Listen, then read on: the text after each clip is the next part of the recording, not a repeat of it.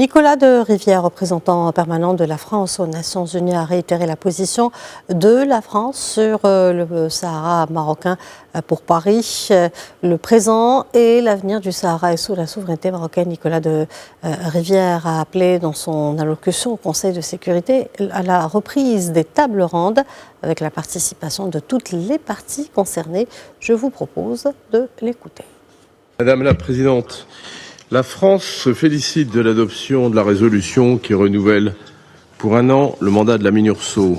Grâce à la résolution que nous venons d'adopter, la MINURSO pourra continuer de jouer un rôle clé pour la stabilité de la région. Nous saluons sa coopération avec les autorités marocaines.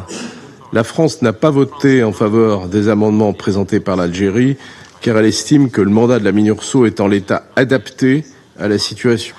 Nous nous félicitons de la reprise des opérations de ravitaillement de ces sites d'observation à l'est du Berme. La MINURSO doit être en mesure de mettre en œuvre le mandat que ce Conseil lui a confié et il est essentiel de veiller au respect de sa liberté de mouvement, comme cette résolution le demande. Sur le terrain, la France appelle à une cessation des hostilités et à un retour au cessez-le-feu. Les hostilités de faible intensité ne doivent pas nous faire oublier les risques que ce conflit porte pour la stabilité de la région et les populations locales.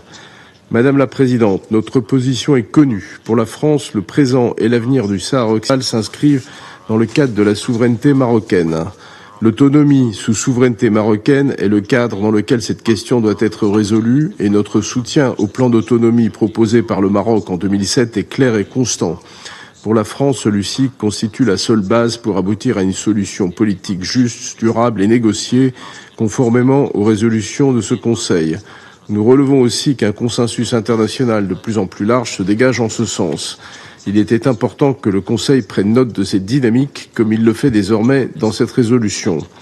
Au demeurant, la poursuite du développement économique et social de cette région est un impératif. Nous saluons tous les efforts faits par le Maroc à cet égard. La France l'accompagnera dans cette démarche au bénéfice des populations locales. Il est temps d'avancer. Nous encourageons toutes les parties à se réunir en vue d'un règlement politique qui est à portée de main.